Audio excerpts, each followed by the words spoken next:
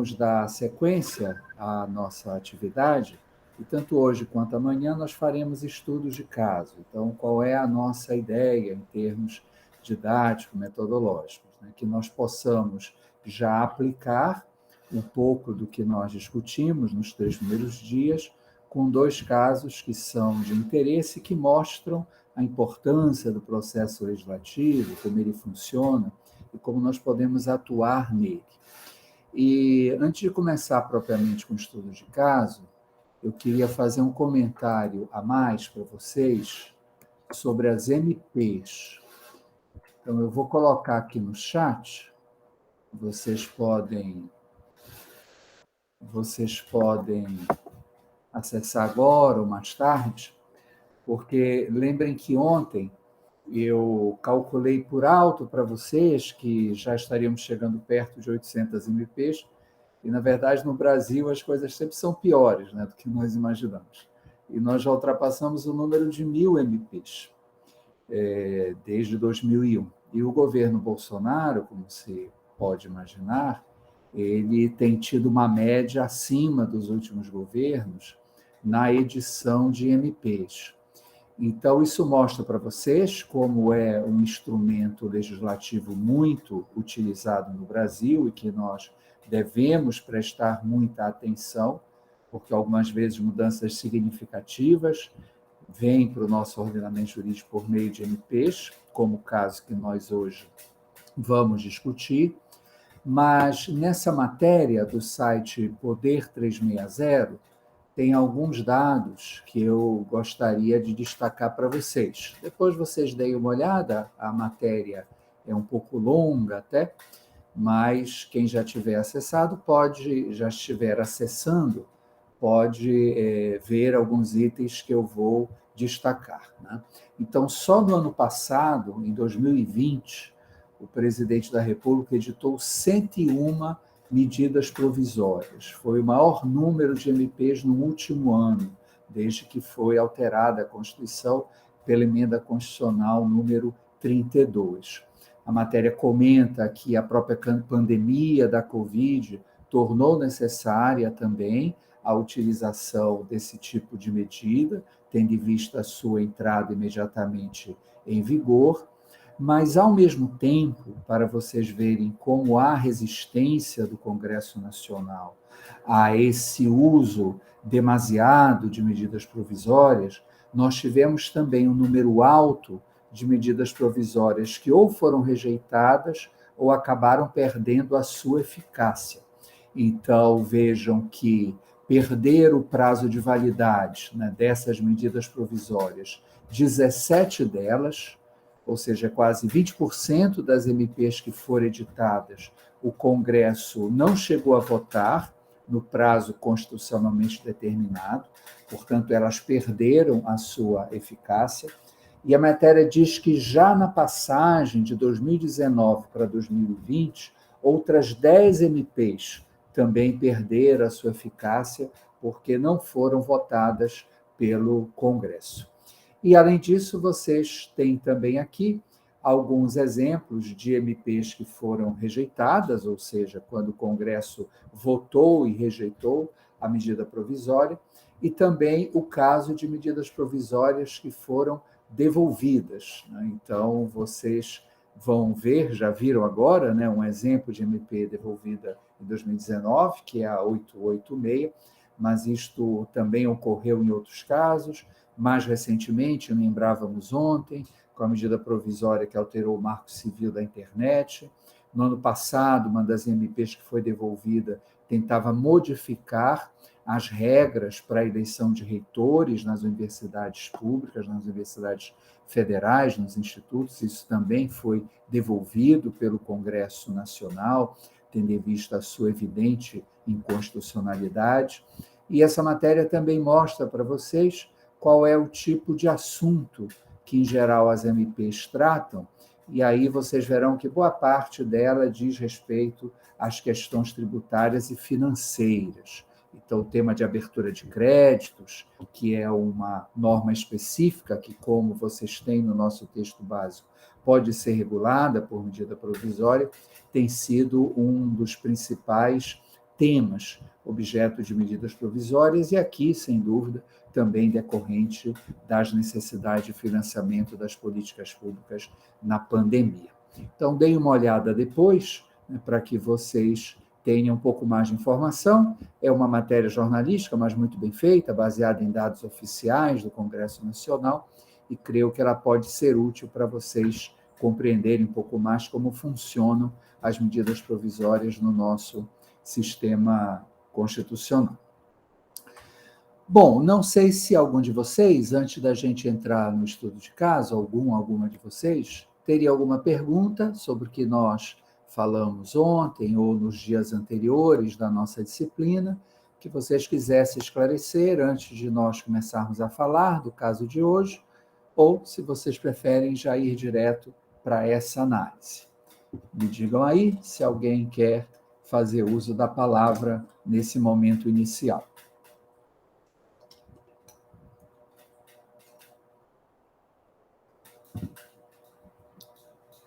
Muito bem. Então, vamos lá. Hoje eu espero ouvi-los mais, contar mais com a participação de vocês.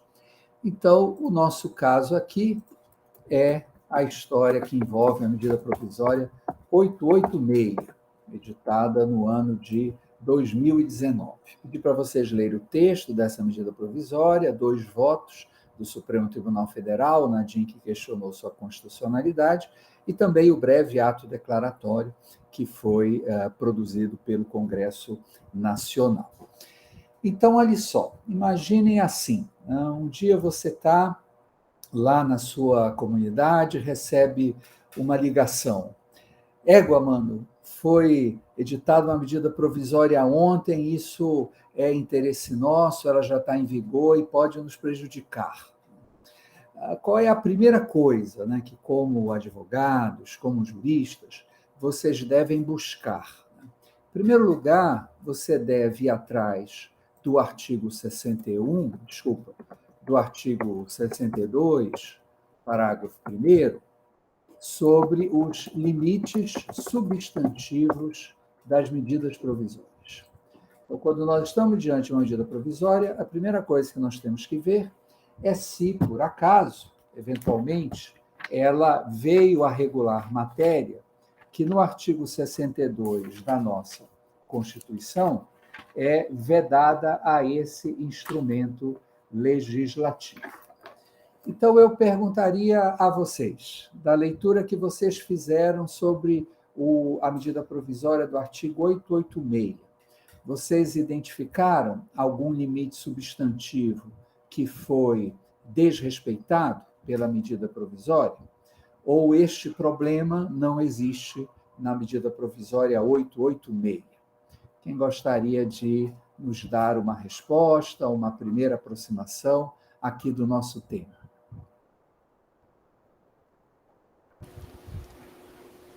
Professor? Diga, Bira, pode falar. Na verdade, o presidente, ele só, mais uma vez, ele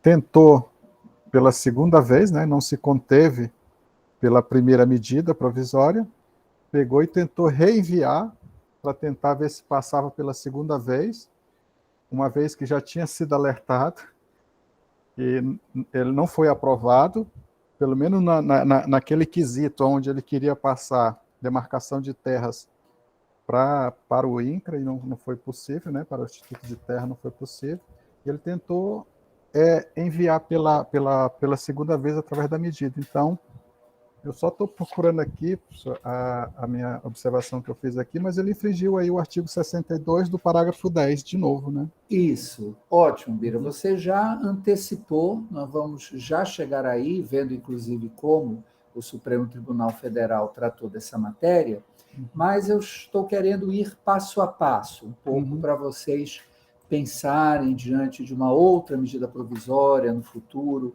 que seja de interesse para os povos indígenas e quilombolas, que a primeira coisa, realmente, além da questão do processo legislativo, ou seja, da urgência e relevância, e se é ou não uma medida provisória que repete conteúdo rejeitado, se há algum problema de ordem substantivo, né? Então, por exemplo, no artigo 62, parágrafo 1º, não é possível a edição de medidas provisórias sobre nacionalidade, cidadania, direitos políticos, partidos políticos e direito eleitoral.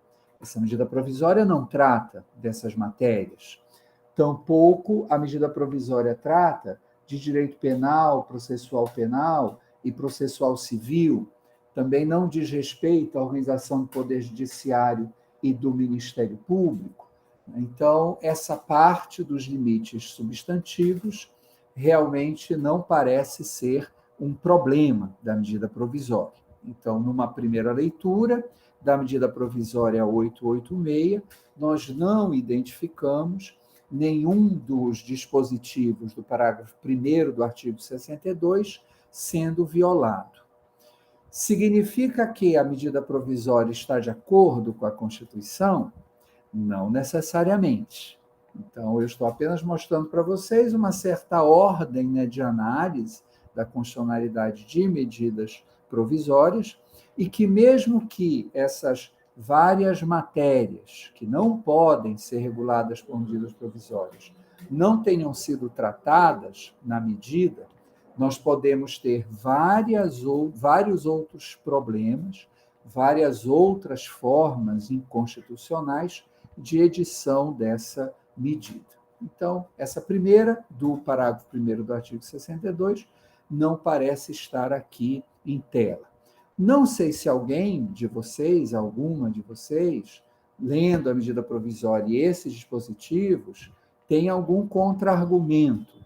Não sei se alguém pensou que, mesmo que o STF não tenha entendido dessa forma, alguma matéria do artigo 62, parágrafo 1º, indiretamente foi tratado pela medida provisória.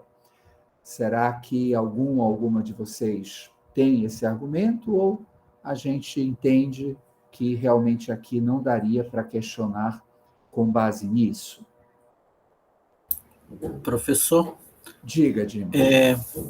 Então, eu penso que, aliás, lendo, inclusive, os votos, a gente percebe, na primeira leitura, não consegue, mas eles argumentam, aliás, e tem fundamento, no vício formal, né?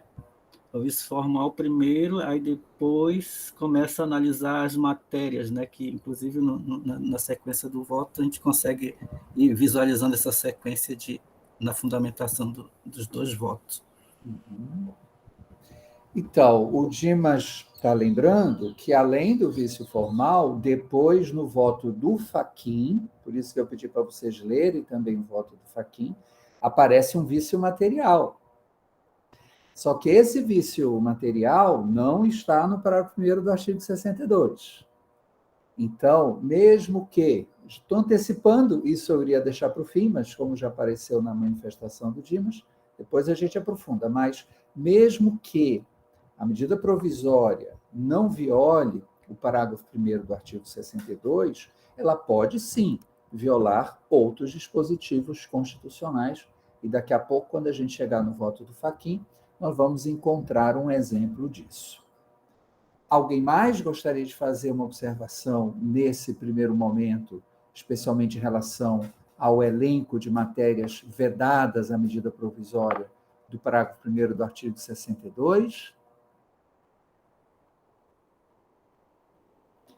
Bom, então, se em primeira leitura, se à primeira vista, né, o parágrafo 1º do artigo 62 foi respeitado, nós temos que começar a ver as regras que envolvem o processo legislativo. E aí nós sabemos que a competência do presidente da República, nunca outra autoridade irá editar medida provisória, é claro, sempre será o presidente da República, mas a Constituição nos diz que as medidas provisórias só podem ser editadas pelo presidente em caso de urgência e relevância. E sobre isso existe, sim, uma manifestação do Supremo Tribunal Federal, embora muito rápida, na DIN 6062. Alguém de vocês percebeu isso? Em que momento o STF reconhece a urgência e relevância do presidente da República em editar medida provisória sobre essa matéria? Porque notem que a medida provisória 886, vocês têm o texto inteiro dela, não se refere apenas àquilo que nos interessa diretamente, a questão da demarcação das terras indígenas. Vejam que existem outros dispositivos dessa medida provisória, tanto o ato declaratório quanto a liminar, a medida cautelar concedida na DIN 6062, incidiram apenas sobre alguns dispositivos da medida provisória 886. Então, eu volto aqui à pergunta. Alguém de vocês identificou no acórdão do Supremo onde a questão da urgência e da relevância aparece? Alguém gostaria de fazer algum comentário sobre isso para nós? Vocês podem dar uma relida aí, não tem problema. Eu preferi não fazer questões com antecedência, exatamente para a gente ter essa dinâmica aqui. Pode falar, Dimas, pois não. Não, eu li, eu percebi, só estou tentando rever aqui de novo onde eu marquei. Legal, não tem problema. Aí todos têm tempo para dar uma relida, né? Não é muito longo.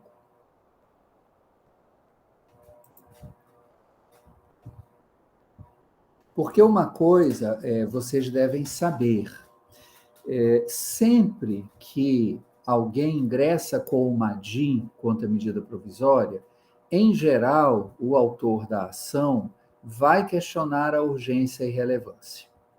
É um pouco aquele papel do advogado, não é isso? O advogado sabe que existem bons argumentos, argumentos mais ou menos, argumentos fracos, mas ele coloca na petição tudo, né? Mesmo aquilo que ele sabe que pode, que não tem muita chance de ser acatado pelo tribunal.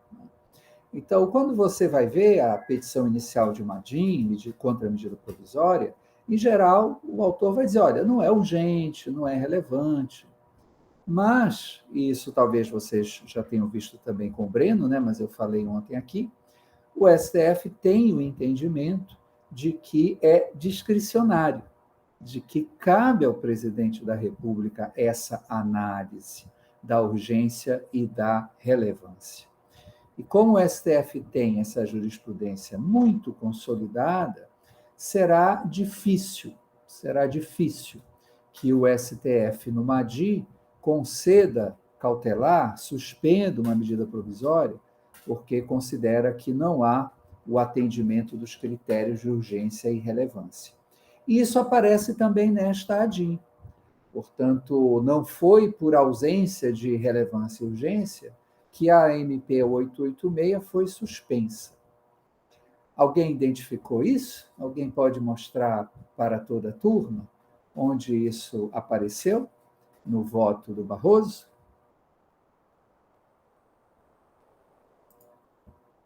Eu acho que é bem no início, quando ele vai justificando que no primeiro momento estava em discussão alguma coisa no Congresso, né? E naquele momento não caberia o Judiciário intervir, né? Até que o Congresso resolvesse. É mais ou menos ali, eu não estou conseguindo voltar aqui, mas quando eu li, eu entendi que era nesse ponto. Mas é isso mesmo, Eu vou ler aí para vocês. Acho que vocês podem abrir o arquivo, vocês querem que eu... Bom, deixa eu colocar, né? Aqui o meu arquivo, eu fiz algumas marcações, e aí pode ser mais fácil aqui para vocês. Vamos lá.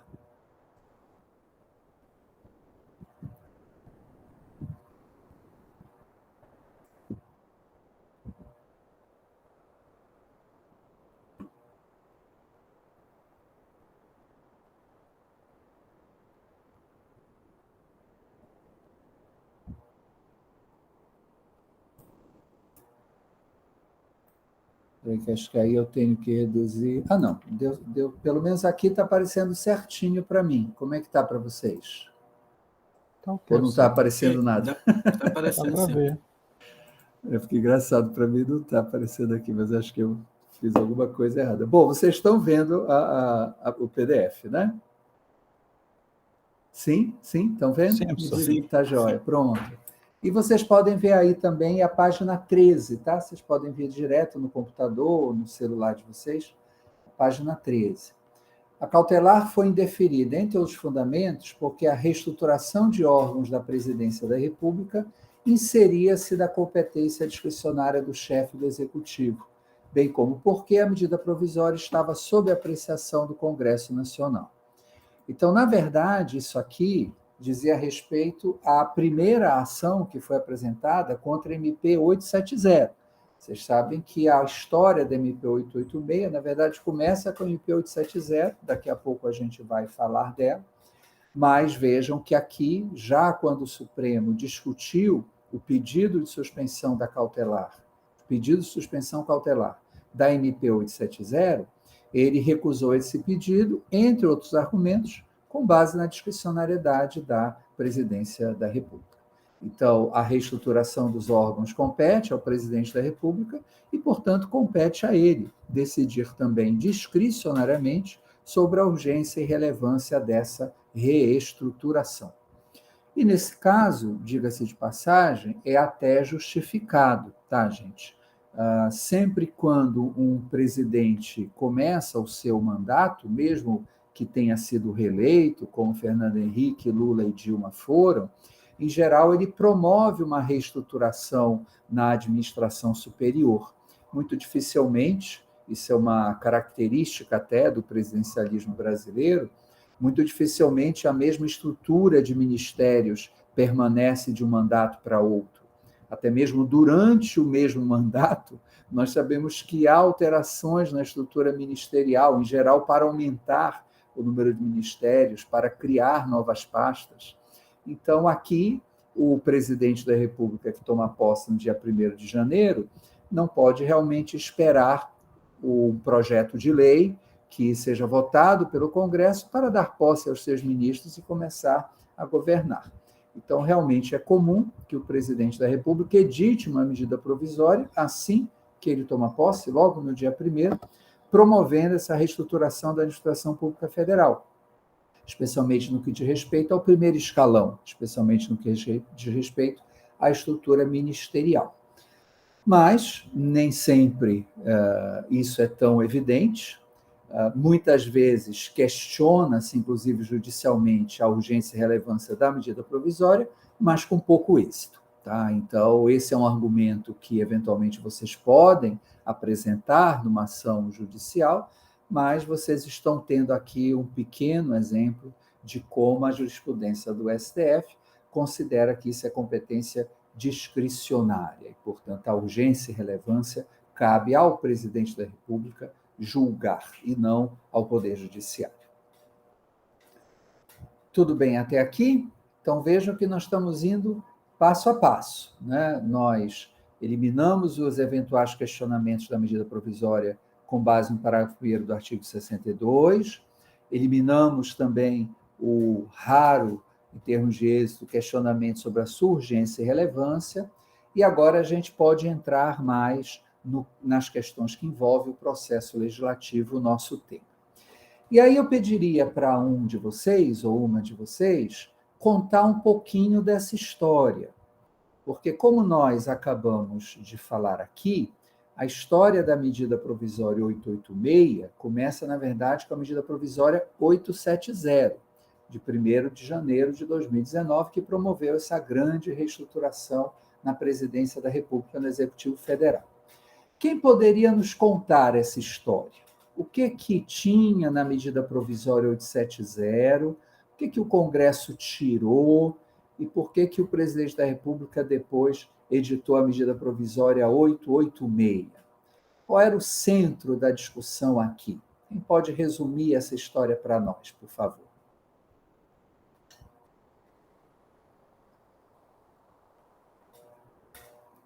Alguém?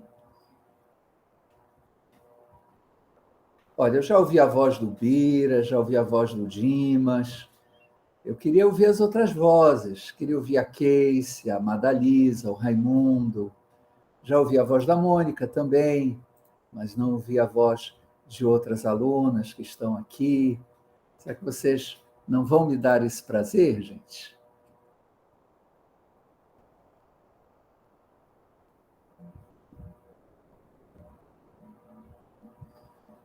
Bom, vou dar uma dica. Professor, Vocês sabem que o tema diz respeito à demarcação de terras indígenas.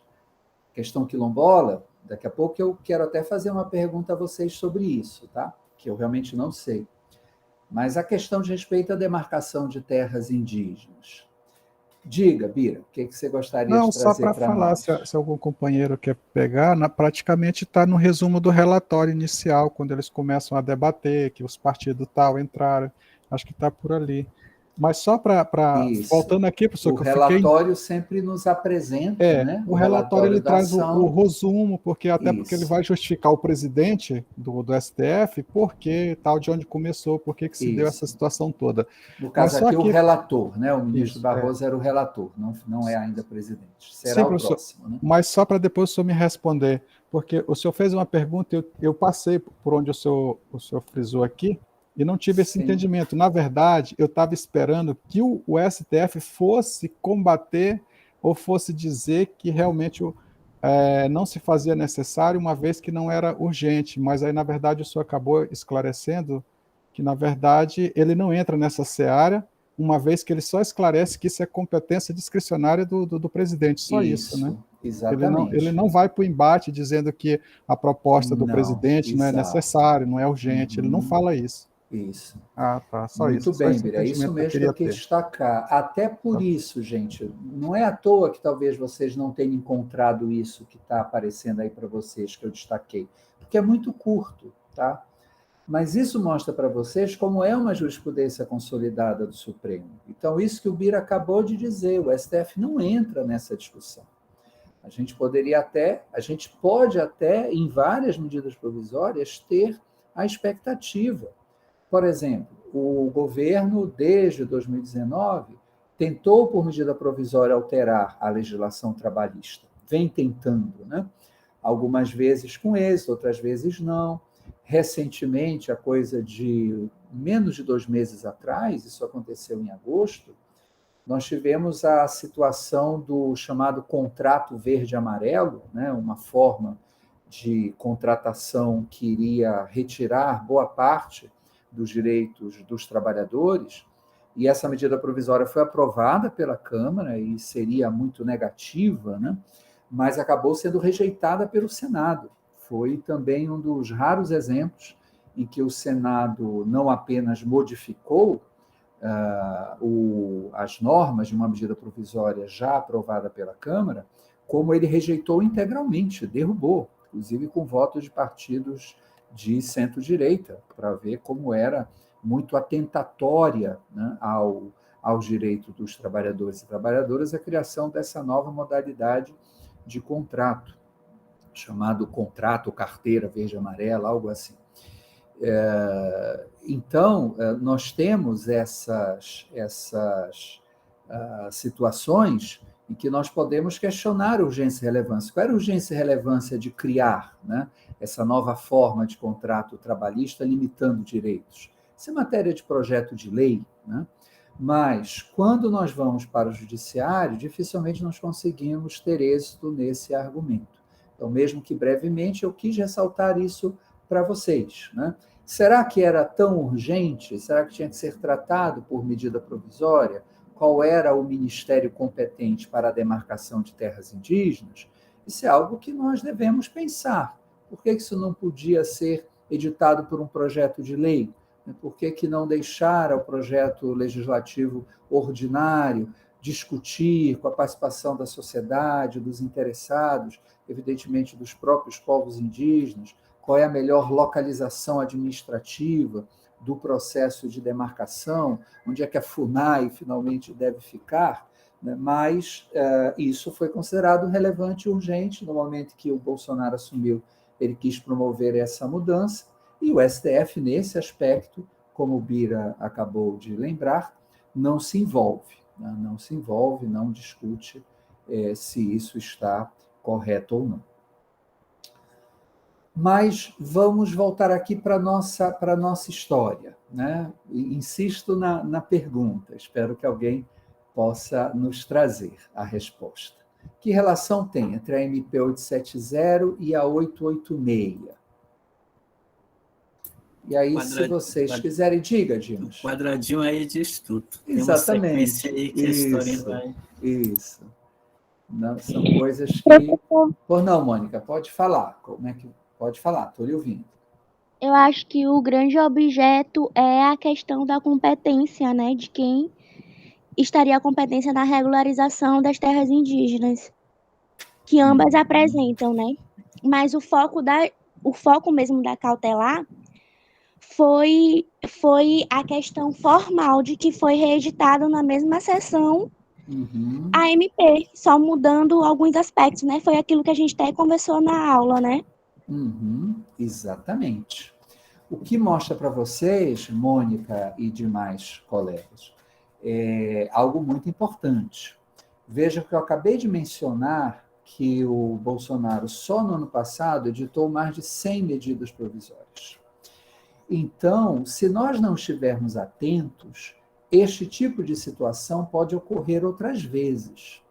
Então, o governo, sabendo que um determinado artigo de uma medida provisória anterior foi rejeitado pelo Congresso, não entrou, portanto, no projeto de lei de conversão que foi votado com base naquela medida provisória, né, ele pode esperar um pouco, né, e aí depois ele edita numa medida provisória, que muitas vezes pode tratar de vários assuntos, um dispositivo muito similar. Então, quando nós estamos diante de uma medida provisória, quando nós devemos analisar uma medida provisória que diz respeito ao campo de atuação de vocês, os povos indígenas, as comunidades quilombolas, outros povos tradicionais, evidentemente, qualquer questão que envolva direitos humanos com as quais vocês estejam trabalhando, nós sempre devemos ter cuidado para ver se, eventualmente, isso já não apareceu numa medida provisória anterior, porque nem sempre a tentativa de burla da Constituição será tão evidente. Aqui, como diz o Barroso, e eu concordo com ele, vocês viram, é um caso fácil, não é um caso difícil, porque ficou muito evidente a tentativa de repor um dispositivo, uma norma, que não tinha sido aceita pelo Congresso Nacional, que tinha sido modificada pelo Congresso Nacional. Mas nem sempre será tão óbvio. Então, algumas vezes, você pode fazer uma mudança na forma do texto, que, na prática, vai trazer uma norma muito similar àquela que, constando em uma medida provisória anterior, não foi aprovada pelo Congresso Nacional. Aqui é evidente como nos traz esse quadrinho, então eu estou na sequência, tá bem? Ainda na página 13, passando para a página 14. Então, onde é que está a polêmica? No artigo 21 dessa medida provisória, que foi convertida na Lei 13.844. Então, aqui vocês estão vendo um exemplo de algo que eu destaquei ontem para vocês. Se vocês têm uma medida provisória, essa medida provisória, em algum momento, ela deixa de existir formalmente. Nunca esqueçam que a medida provisória tem prazo de validade, tem data certa para morrer, para desaparecer do ordenamento jurídico em termos formais. Então, essa medida provisória 870, ou ela teria sido rejeitada, integralmente rejeitada, vocês viram que isto acontece, lá no artigo do Poder 360, vocês têm exemplo, ou ela terá sido aprovada sem mudanças, ou ela terá sido aprovada com alterações. Tenha ela sido aprovada com mudanças, tenha ela sido aprovada sem alterações, nós teremos uma lei. Sempre será formalmente agora chamado de lei. Então, é isso que vocês veem aqui. A medida provisória 870, tá? Ela virou a Lei 13.844. Se vocês digitarem, inclusive, né, o site da Casa Civil, vocês encontram toda a legislação brasileira, vocês vão ver lá, Lei 13.844, originada da medida provisória 870. Você pode, no próprio site, né, da Casa Civil, da Presidência da República, clicar lá e ver o texto da medida provisória, que deu origem àquela lei. E aí, neste caso, e no caso também que nos interessa, houve alteração. Então, a medida provisória modificava a competência do Ministério da Agricultura, Pecuária e Abastecimento, e esse inciso 14, vejam lá, colocava na competência do Ministério da Agricultura reforma agrária, regularização fundiária de áreas rurais, Amazônia Legal, terras indígenas e quilombolas. O que foi que o Congresso Nacional mudou? O que na Lei 13.844 ficou diferente da medida provisória 870? É aquilo que o próprio acórdão já negritou para vocês, terras indígenas. Então, isso, evidentemente, não foi um esquecimento do Congresso, né? O Congresso, ao votar a medida provisória, aprovou uma emenda que foi apresentada pelo relator da medida, ou por algum deputado, por algum senador, aprovou uma emenda para retirar as palavras terras indígenas, essas duas palavras, do dispositivo, que seria convertido em lei, e, portanto, tirar da competência, né, do Ministério da Agricultura esse tipo de demarcação. Isso que vocês veem aí no inciso 14, também foi modificado no parágrafo 2º, também aqui, terras tradicionalmente ocupadas por indígenas, saiu. Né? Depois tem essa discussão aqui do artigo 43, mas isso a gente pode fazer depois. Bom, aí eu pergunto aos universitários, especialmente aos nossos colegas indígenas, qual era o problema? Eu não sei, eu não sei, eu sou um eleitor de centro, eu sou independente, eu não tenho nada contra o Bolsonaro. Qual é o problema? Por que o Ministério da Agricultura não pode cuidar da demarcação de terras indígenas? Será que algum dos nossos colegas indígenas pode responder? Bira, começa com você. Professor, o voto do Fachin foi bem diferente do Barroso, porque ele acrescentou esse questionamento aí, né? Como é que a gente vai deixar, como diz a raposa, cuidar do galinheiro? Não tem lógica jogar... Pode ser a mucura também, né? Pode ser a Aqui mucura a gente diria também. que é a mucura. Então, o Fachin foi bem, no voto dele, ele descreveu essa situação, porque não tem cabimento você colocar demarcação para terras indígenas num próprio órgão que também demarca a terra para os agricultores. Vai ficar, não tem compatibilidade, tem que ser um órgão neutro, um órgão que não né? Aí fica complicado jogar para o agronegócio demarcar territórios indígenas. Não tem cabimento. Né? Porque quem está à frente do órgão da agricultura provavelmente é um fazendeiro, é um grande latifundiário, é um cara que não gosta de índio, não gosta de negro, não gosta de marcar terra para índio, nem muito menos para marcar terra para quilombola. Então, é incoerência. Então, o voto do Fachin, no final, ele traz essa passagem aí. Uhum. Muito bem, ótimo. Alguém mais gostaria de acrescentar? Diga, Mônica, por favor, a palavra é sua. Conflito de interesse, né, professor? É como, só corroborando com o Biratã colocou, a gente tem um sistema que é dominado pelo opressor, aí esse opressor ainda vai se usurpar de um direito que há tempos, né, a gente vem galgando para a efetivação. E realmente, para um leigo que não entende a política, não conseguia ver o quão seria prejudicial para a efetivação da política pública, né, de demarcação e de regularização. Realmente é colocar a raposa para cuidar, ou a mucura para cuidar do galinheiro. Muito bem. Quem mais gostaria de apresentar a sua opinião, respondendo aqui a esse eleitor neutro? Ainda não estou convencido. Não estou convencido disso. Alguém quer fazer mais um argumento?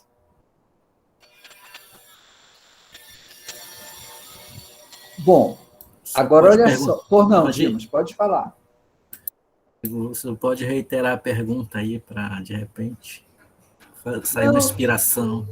Eu estava perguntando, na verdade, só para ver se alguém gostaria mais de falar, mas o que o Biro e a Mônica falaram já foram bons argumentos. Agora, gente, muita atenção agora. O Biro e a Mônica deram um bom argumento por que o Ministério da Agricultura não deve cuidar de demarcação de terras indígenas. Vocês acham que esse argumento, com ele sozinho, isolado, convenceria o Supremo Tribunal Federal? Nós vimos que o Fachin, e o Bira já lembrou isso, a Mônica também falou, ele traz essa questão. Ele discute isso, daqui a pouco a gente vai falar um pouquinho mais, do ponto de vista de uma inconstitucionalidade material, de um vício material. Mas o Barroso não tratou disso. Esse não foi o fundamento da decisão colegiada do Supremo, foi só a questão formal. Vejam a tese, né, que o ministro apresenta ao final. Então, me digam o que vocês pensam. Quando você tem uma medida provisória e você considera que politicamente ela não é adequada para os interesses dos povos indígenas e quilombolas, onde vocês acham que é mais possível, menos difícil conseguir êxito? No Congresso Nacional ou no STF? O que vocês acham disto? Deixa eu ver se eu acho aqui um trecho do Barroso, enquanto vocês pensam. Qual seria o público mais passível para ser convencido, professor? Essa é a pergunta. Sobre a oportunidade política da medida. É exatamente isso que eu quero que vocês reflitam um pouquinho agora. Eu entendo que, teoricamente, o Supremo seria mais passível a esses direitos fundamentais, visto que eles têm que ter conhecimento jurídico, né, para estar ocupando aqueles espaços, enquanto da Câmara não tem necessidade desse conhecimento jurídico. E também eu entendo que o lobbying político, a questão das bancadas, elas são bem fluentes naqueles espaços, né? Então, quem consegue agregar mais, consegue manipular as decisões. Então, visto que eu acho que o Senado seria mais suscetível às manipulações políticas, dos lobbies, dos interesses econômicos, e que os latifundiários, que são os grandes interessados nessa questão, eles poderiam sim fazer uma força maior no Senado, eu entendo que o STF seria o lugar mais sensato para tomar essa decisão, para disseminar qualquer tipo de argumentação mais favorável para as comunidades tradicionais. Alguém mais gostaria de comentar sobre essa questão que eu lancei? Em tese, é o que a gente espera do Congresso, né, Mônica? Oi, desculpa, quem está falando? Porque entraram duas vozes. Fala, Dimas. Tá. Eu penso que também é possível no Congresso, ou com os membros do Legislativo. Em que sentido? Uma vez que nesse caso, como é factível, está aí na frente, né, a questão da inconstitucionalidade material, tratando-se da questão indígena, que está expresso na Constituição. Eu acho que de pronto, assim, lá dava para, embora seja da minoria, mas barulhenta, dá para dizer, está na Constituição, essa parte da inconstitucionalidade material no que diz respeito aos direitos indígenas, terras indígenas, né? Seria um ponto para já, a partir dali, criar lá ainda no Congresso, né? Também, essa resistência, vamos dizer, né? Para contra-argumentar. Alguém mais quer participar do nosso debate? Vejo que já tivemos duas posições, né? Não são opostas, né? Mas um argumento da Mônica em relação ao papel do STF e o Dimas chamando a atenção do papel que o Congresso Nacional também pode ter. Olha só, gente, neste caso, quem salvou o dia foi o Congresso Nacional. Tá? Então, a pressão que houve, se alguém de vocês participou disso, lá no início de 19, pode pedir a palavra e relatar um pouquinho para nós, isso seria muito interessante, tá? Assim como amanhã eu espero que vocês falem um pouco das mobilizações contra o projeto de lei, que nós vamos discutir.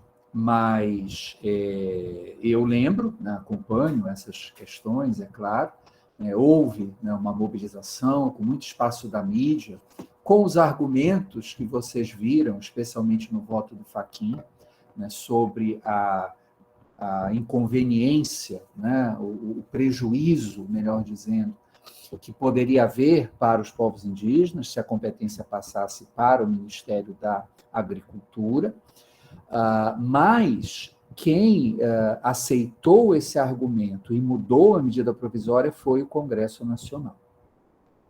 Então, isso também é uma pequena lição de que nós não devemos desprezar nenhum espaço de luta.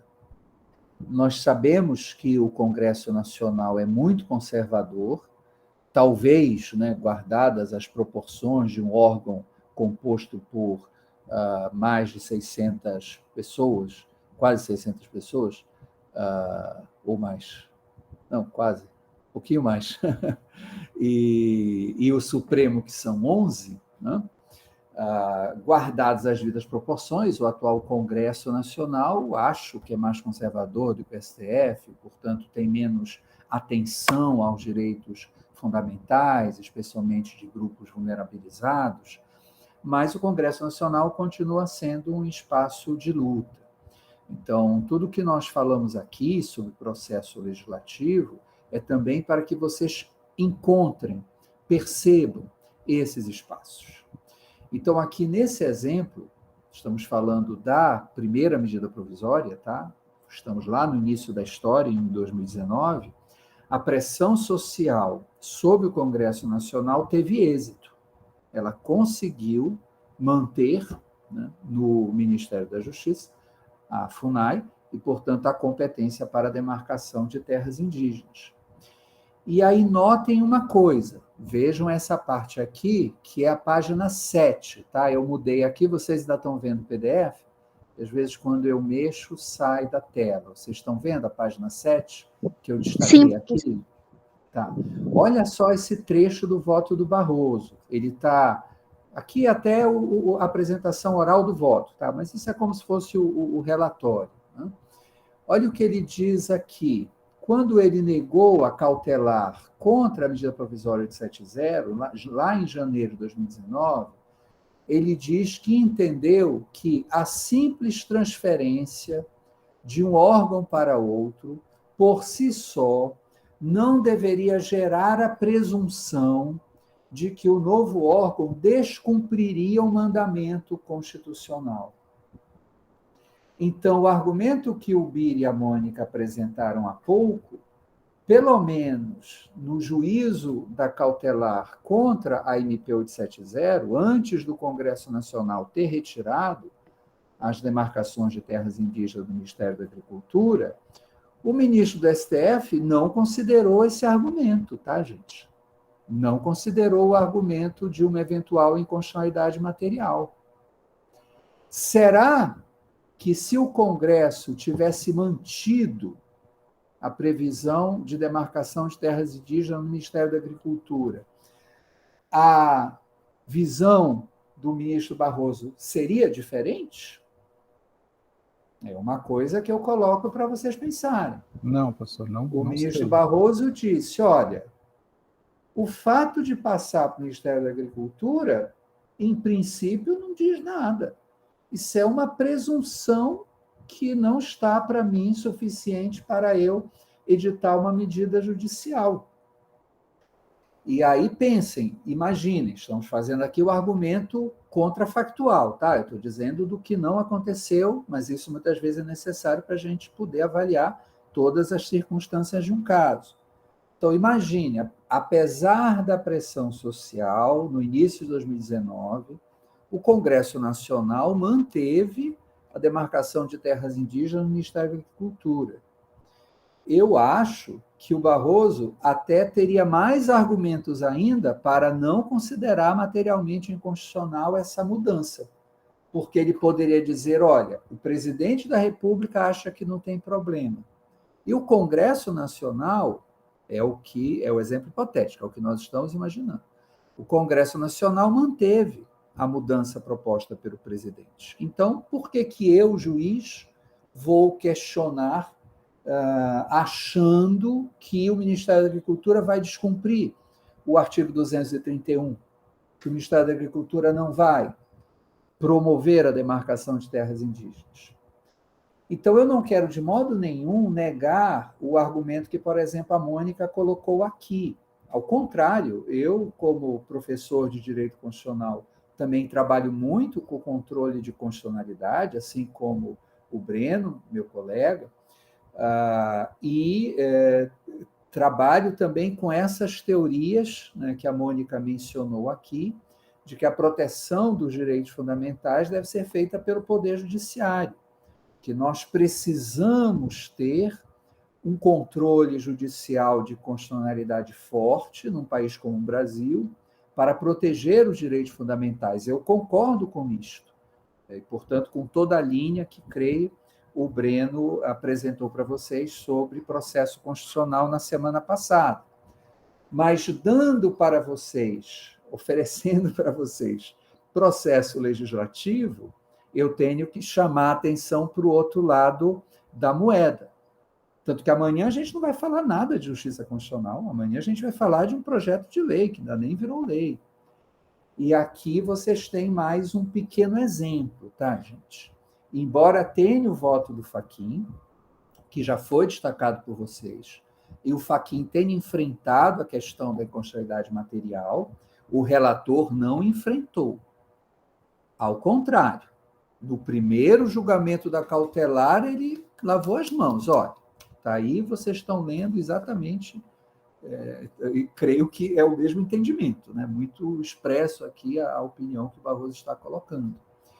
E o fundamento da decisão do Supremo, vejam lá o acórdão, vejam a tese, não foi baseada no voto do Fachin, foi baseada no voto do relator. O Supremo entendeu que a inconstitucionalidade formal era suficiente e não quis entrar, né, na discussão da inconstitucionalidade material, pelo menos não neste momento em que era um julgamento cautelar e, portanto, não era processualmente necessário, né, entrar nessa discussão da inconstitucionalidade material.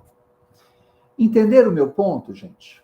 Nós estamos usando esse caso para dar para vocês as várias dimensões que, né, mais à frente pode ter um caso similar que seja relevante. Alguém gostaria de fazer algum comentário sobre essa parte, sobre o que nós falamos até agora, para participar da nossa discussão? Professor. Diga, Bíblia. Tá, vou passar a palavra aí. Fala, Mônica. Fala, Mônica. Desculpa, gente, que a gente falou. Professor, eu até que eu entendi esse argumento. Só que eu acho que um juiz, ao analisar, ele não pode analisar a lei por si só, né? Tipo aquela questão do Kelsey. Eu acho que os aspectos externos e sociais, eles têm relevância e eles precisam ser levados em consideração quando avalia principalmente uma questão desse cunho, né? De um cunho social. Se realmente a gente entende que a mudança por si só deveria não trazer transtornos, né? Deveria. Mas aí a gente vê que tem conflito de interesse, que o Ministério ele tem uma competência estabelecida em lei e que essa competência ela entraria em choque com essa outra atividade que ela iria exercer agora. Então, até mesmo o Ministério, na sua mais bom, assim, com a maior bondade possível que pudesse direcionar suas ações na execução da atividade, teria um momento que ele entraria em choque quando fosse executá-las. Ele não saberia, por exemplo, as terras iam estar sobrepostas, como é que ele ia desempenhar as atividades numa situação dessa? Então, na questão técnica do desempenho da função, a gente não teria possibilidade. Eu acho que esse cunho social, ele levou puramente explicitamente no pé da lei, né? E não levou em consideração esse aspecto social e técnico do desempenho das Perfeito, Mônica, atividades. perfeito. Você falou com uma ótima advogada. Eu apenas e concordo com você e diria mais, traria mais um elemento contextual. Né? Nós estamos falando de uma mudança de um presidente que prometeu e está cumprindo, né, gente? Infelizmente, prometeu não demarcar nada, né? Então, é claro que se essa mudança tivesse sido feita num outro contexto, talvez não chamasse tanta atenção, né? Mas logo ela foi denunciada. Logo ela foi denunciada como uma tentativa, né, de restringir o processo de demarcação de terras indígenas, já que o presidente da República se elegeu com uma plataforma que disse que não ia demarcar nem um centímetro, né? E, então, isso chamou ainda mais atenção. Mas veja, mesmo esse Congresso conservador, e no momento em que o Bolsonaro, como qualquer presidente início de mandato, tinha muito apoio, né, no Congresso. Sempre há aquele período que os jornalistas chamam de lua de mel, né? Aqueles primeiros meses em que o presidente consegue do Congresso o que ele quer, né? Porque a própria sociedade está apostando, quer que dê certo e tudo mais. Mas, apesar disso tudo, o Congresso derrubou, né? Então, esse é um ponto que eu acho que eu devo destacar para vocês, para ver que mesmo medida provisória, sobre uma matéria que é muito própria realmente do Poder Executivo, nesse aspecto eu concordo com o Barroso, né? A organização da administração pública federal, da administração superior, e num congresso onde vocês sabem, a bancada do boi, a bancada ruralista, é mais forte do que nunca, né? Nunca tivemos tantos deputados ligados ao mundo rural, ao agronegócio, como no Congresso Eleito 2018. Apesar de tudo isso, o Congresso mudou a medida provisória nessa parte. Fruto de pressão, mesmo num curto espaço de tempo, né? Mesmo nos 120 dias que o Congresso Nacional teve para converter em lei essa medida provisória. Bira, você tinha pedido para falar também. Pode pedir pode pegar a palavra. Pois é, professor. Eu só estou aqui vendo que, na verdade, a nossa sorte, a nossa salvação é porque quando eu li essa passagem aí, eu também tive esse entendimento, que, na verdade, ele deixou claro que se fosse só para mudar de órgão, não teria problema nenhum, né? Mas o mérito da questão, a questão não estava nisso. E que quando os partidos entraram, o argumento dos partidos foi que a reedição da medida implicaria no ponto de vista formal, violação Isso. do artigo Aí já 62, o parágrafo 10. aditamento, né? Exatamente. Isso. Não a de original. Isso. Aí, veja bem, lá no finalzinho do relatório, professor, na página 2, lá, para quem quiser ler, lá está mais ou menos toda a argumentação que fundamenta e pelo qual nós fomos salvos por isso, que não se trata dessa situação material, mas de um ponto de vista formal que viola o artigo 62, parágrafo 10. E ele também diz mais. Aqui. Ele também diz mais, né? Que veda a reedição de medida provisória na mesma legislatura. Aí, do ponto de vista material, configuraria violação ao princípio da separação dos poderes, artigo 2º da Constituição. Aí também ele diz que burla a deliberação do Congresso, desrespeita a cláusula do Estado de Direito, a inobservância do direito dos povos indígenas à demarcação de suas terras, artigo 231 da Constituição Federal, né? Então, a nossa salvação é porque os argumentos não tinham nada a ver com relação à questão de implicar mudança só do Ministério da Agricultura para a FUNAI, porque se fosse só isso, nós estaríamos no sal. Então, Bira, eu concordo contigo, tá? Não só pela análise desse acórdão, desses votos, especialmente nesse ponto, o voto do Barroso, mas pelo que acompanhei há 2 anos atrás dessa questão. Eu também acho que não teria sido fácil derrubar no Supremo com base em constitucionalidade material. Então, foi o Congresso que derrubou, e aí sim, quando o Bolsonaro tentou reeditar, o Supremo foi lá com a inconstitucionalidade formal e encerrou a questão. Então, vejo que, nesse caso, a pressão social, ela agiu nos dois campos. E é isso que a gente sempre tem que estar atento, até porque são duas chances. Muitas vezes a gente perde 2-0, né, gente? Mas pode ser que a gente consiga um empate, pelo menos, né? Ou ganhar de 1-0. A questão nem ir para o Supremo se o Bolsonaro não tivesse editado a 886, a questão teria morrido lá atrás, a cautelar teria perdido o objeto e pronto, né? O que fez essa questão voltar para o Supremo, esse acordo que nós estamos vendo, foi a tentativa de burla de reedição do conteúdo para a medida provisória 886. Legal, gente. Espero que aqueles que ainda não se manifestaram estejam podendo acompanhar a nossa discussão, mas, claro, né, espero contar com a participação de todos vocês ainda. E agora eu queria fazer uma pergunta, que é uma pergunta mesmo, tá, gente? Porque quando essa discussão foi feita em 2019, e essa pergunta que eu vou fazer também mostra, mais uma vez, o que eu acabei de falar, sobre o problema da inconstitucionalidade material. Então, onde é que estão aqueles nossos quadrinhos? Tá. Aí eu quero fazer uma pergunta para os nossos colegas quilombolas, especialmente, que creio que podem me esclarecer melhor. Não houve nenhuma mudança, vejam só, em relação às terras quilombolas. Olha só. Elas permaneceram aqui, tá? No texto da lei originária do projeto de lei de conversão. Aí, a minha pergunta qual é? Não houve uma mobilização no início de 2019 em relação às comunidades quilombolas, comparando com a mobilização que houve dos povos indígenas?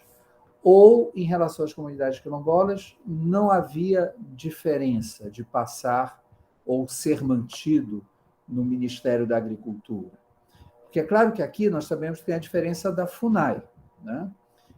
Eu sei que a Fundação Palmares tem uma competência em relação ao reconhecimento das terras quilombolas, mas não é um órgão estruturado, né, para a questão quilombola específica, como é a FUNAI para a questão indígena no governo federal.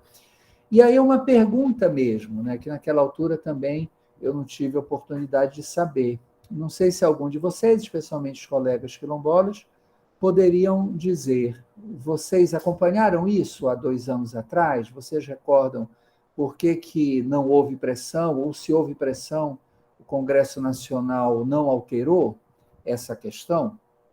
Porque é isso que está valendo, né, gente? Está no Ministério da Agricultura. Alguém de vocês poderia falar um pouco sobre isso?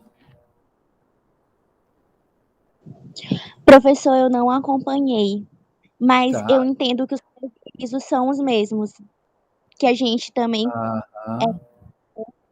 para os indígenas, né? Visto que existe esse conflito de interesse, mas eu realmente não acompanhei a época. Uhum.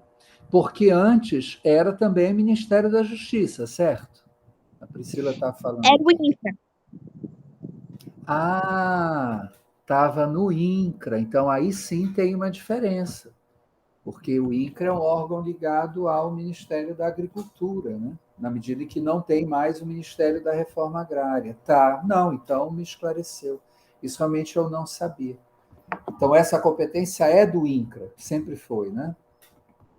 Está no campo da reforma agrária, embora não seja no sentido estrito reforma agrária, o reconhecimento das comunidades quilombolas. É isso, Mônica? Isso, professor, exatamente. Não, então esclareceu, claro. Aí não tinha nenhuma mudança significativa. A mudança, na verdade, mas essa já tinha vindo do Temer, salvo engano, tinha sido a extinção do Ministério da Reforma Agrária, né? Então, isso já estava no âmbito da agricultura. Mas aí eu aproveito essa informação para reforçar o argumento que eu falava há pouco. Porque vejam só, se as comunidades quilombolas podem ficar no Ministério da Agricultura, por que não os povos indígenas em relação à demarcação? Vocês estão entendendo aqui? A lógica parece muito mais política do que jurídica. Parece uma lógica muito mais da conveniência, da oportunidade, daquilo que os representantes eleitos pelo povo consideram melhor, do que você dizer que tem uma norma, uma lei, uma norma constitucional que está sendo desrespeitada. Tá? Então, se o STF fosse analisar a questão de fundo, como o Fachin levanta, com certeza esse seria um contra-argumento, viu, gente? Olha, mas se o INCRA já está lá e cuida das comunidades quilombolas e da reforma agrária, né, por que não pode também a FUNAI ficar? O preconceito que vocês referiram, problema do interesse que o Fachin reconhece, também se aplica às comunidades remanescentes de quilombo, certo? Não apenas aos indígenas. Vocês todos são vistos como entraves, né, gente? Entraves ao desenvolvimento nacional. Então, só para reforçar, tá? O argumento aqui, e mais uma vez, esse tipo de questão precisa ser discutida também no Congresso. Muito bem, muito boa a nossa discussão. Vamos agora caminhando para essa parte final, porque não há essa base da inconstitucionalidade material, né, mas a aplicação do inciso 10º do parágrafo 62. E aí eu destaquei, né, do parágrafo 10º do artigo 62. E aí eu destaquei esse trecho, está na página 15, ainda é o voto do Barroso, onde ele diz o seguinte, vamos ler juntos. A se admitir tal situação, não se chegaria jamais a uma decisão definitiva e haveria clara situação de violação ao princípio da separação de poderes. A palavra final sobre o conteúdo da lei de conversão compete ao Congresso Nacional, que atua, no caso, em sua função típica e precípua de legislador. Está, portanto, inequivocamente configurada a plausibilidade jurídica do pedido, uma vez que, de fato, a edição da MP 886/2019 conflita com o artigo 62, parágrafo 10 da Constituição. Então, eu fico até muito contente, gente, porque creio que quando vocês leem um trecho como esse, vocês podem aproveitar tudo que nós falamos desde o início dessa semana. Tá? Porque desde a nossa primeira aula, eu destaquei para vocês que falar de processo legislativo é discutir as competências dos vários órgãos, mas que a função típica de produção legislativa continua sendo do Congresso Nacional. E que mesmo quando o presidente da República participa do exercício da função legislativa, a última palavra, a palavra final, como diz Barroso, corresponde ao órgão legislativo que no Brasil é o Congresso Nacional. Então, seja a apreciação do veto do presidente da República, seja a deliberação final sobre as medidas provisórias editadas pelo presidente da República, cabe ao Congresso Nacional. Então, isso, como há pouco acho que o Bira, não sei se foi o Bira ou o Dimas falaram, tem a ver com um princípio fundamental, cláusula pétrea do nosso ordenamento jurídico, que é a separação de poderes. Então, quando você tem um argumento como este, ele sempre é forte. Nem sempre você consegue convencer o juiz, mesmo o Supremo Tribunal Federal, da inconstitucionalidade material. As questões ideológicas, inclusive aqui, que a Mônica lembrou, os fatores externos que o Breno deve ter conversado com vocês, influenciam muito os ministros do STF para saber se um direito fundamental foi ou não violado, a menos que essa ofensa seja muito clara e explícita. Mas já o tema da inconstitucionalidade formal, os vícios formais de inconstitucionalidade, eles muitas vezes são mais objetivos. Eles envolvem menos, não digo que não envolvam, mas envolvem menos as questões ideológicas que, claro, sempre estão presentes no exercício da função de julgar. E aqui vocês veem, é como o Barroso diz, isso é um caso simples, não dá para negar que há um vício formal. O governo nem tentou esconder, né? Ele editou a medida provisória 886, achando que ninguém ia perceber que ele estava colocando de novo a demarcação de terras indígenas no Ministério da Agricultura. Ele tinha até uma justificativa para isso, né? Não sei se vocês perceberam, mas é o fato de que ele tinha vetado um dispositivo do projeto de lei de conversão, e aí, alegando, né, uma alegação muito frágil, de que aquele dispositivo vetado tinha que ser objeto de uma nova norma, ele tentou passar de novo a competência sobre terras indígenas para o Ministério da Agricultura. Mas o argumento muito vagabundo, né, que não tirava a facilidade com que o STF decidiu essa questão, inclusive aplicando precedente, né? Vejam que o reforço do caso, da decisão cautelar nesse caso, é porque o STF já tinha também, se vocês quiserem ver o voto da Rosa Weber, é o que fala mais sobre isso, o Celso de Mello também, lá no final, já tinha outras decisões do STF aplicando o parágrafo 10º do artigo 62. Então, vício formal, inconstitucionalidade formal. Aprendizado para nós de que estudar o processo legislativo é muito importante.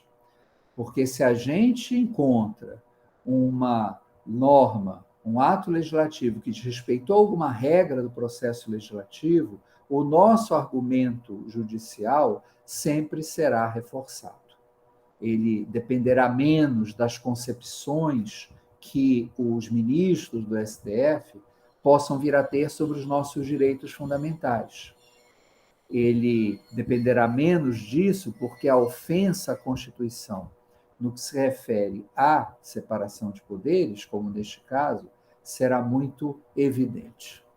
E é isso que diz também o Fachin, né? Reforço apenas esse trecho, na página 19, o vício formal decorre da violação do artigo 62, parágrafo 10º, uma vez que o texto limita-se a reapresentar o mesmo conteúdo original da MP 870, na parte em que foi rejeitado pelo Congresso Nacional.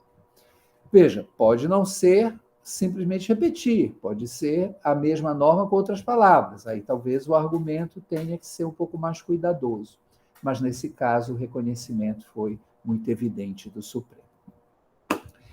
Eu ainda queria falar um pouquinho sobre a questão da inconstitucionalidade material, porque isso vai reaparecer amanhã, na nossa discussão de amanhã.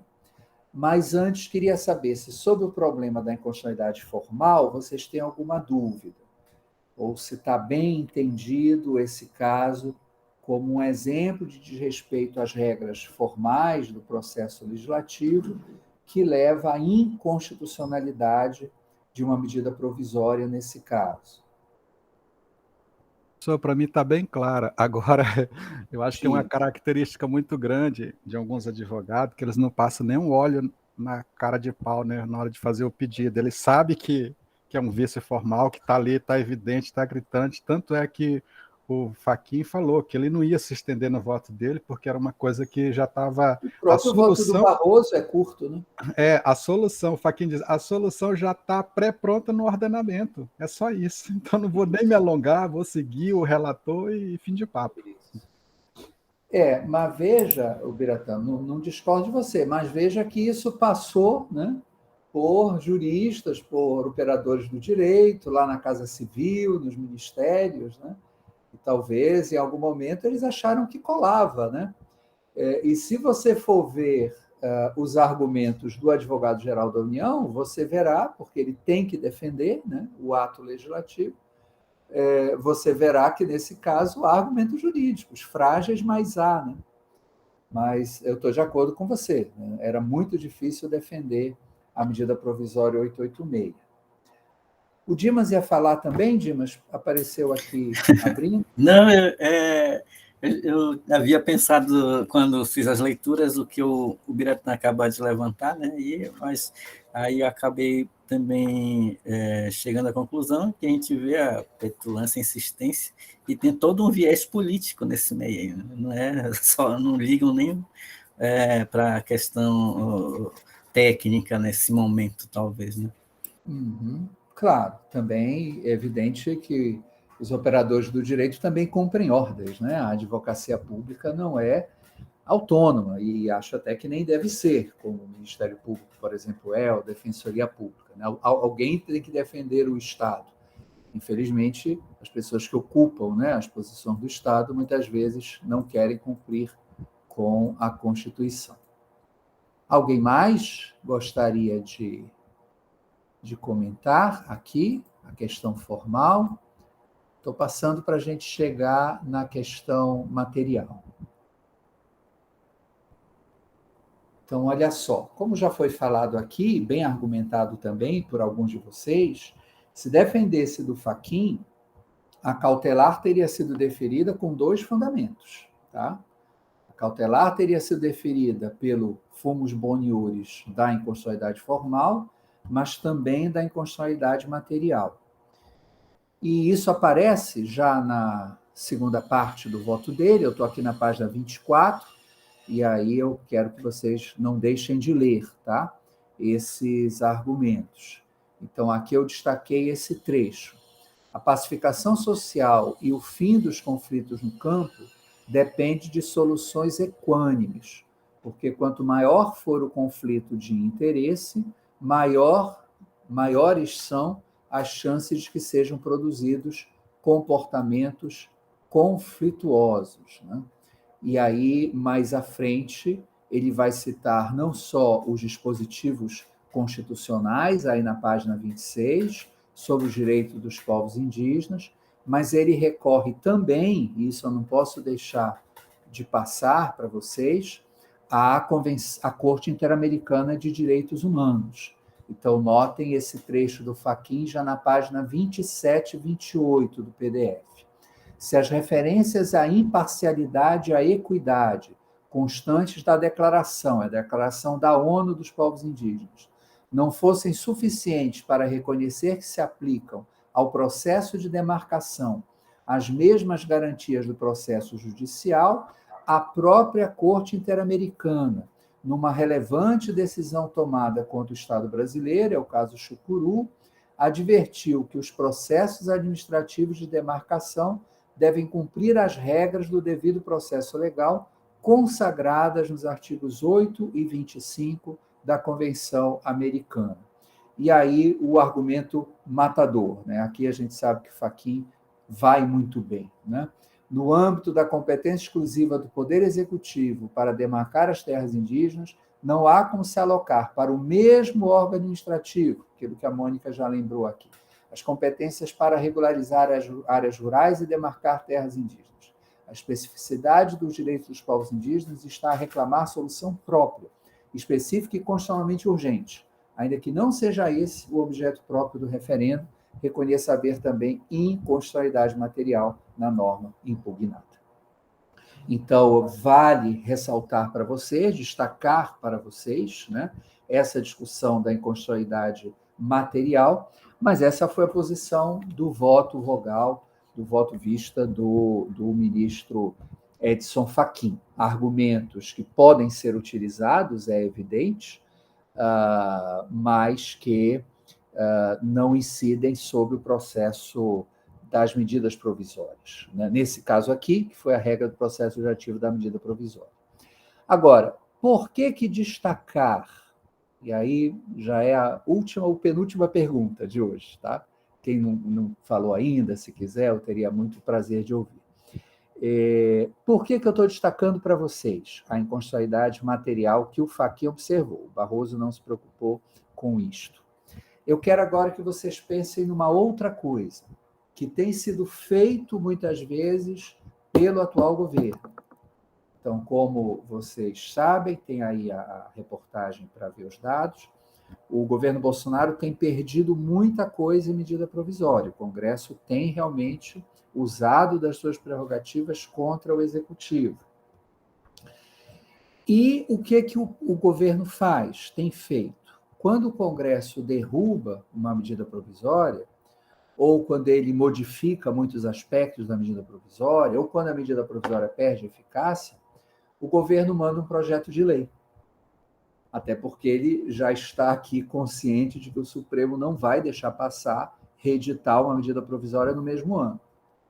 E aí, qual é a pergunta que deve preocupar a vocês, especialmente os nossos colegas indígenas? Imaginem uma situação que talvez não ocorra, tendo em vista o enfraquecimento do governo. Mas imagine que o governo tivesse retornado ao Congresso com essa proposta de transferir para o Ministério da Agricultura por meio de projeto de lei. E esse projeto de lei tivesse sido aprovado tranquilamente pelo Congresso Nacional.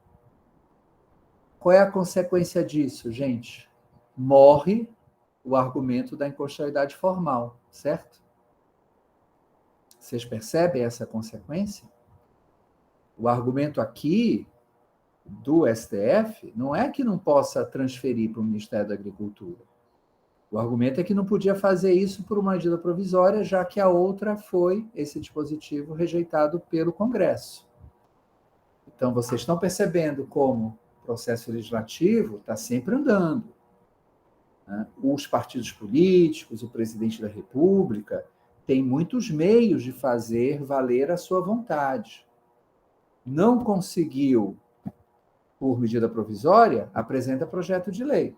Nesse caso, que eu saiba, o governo não apresentou. Mas em outros casos de medidas provisórias recusadas, isso sim tem sido feito. E aí vocês notam que esse argumento que vale para a medida provisória não vale para o projeto de lei.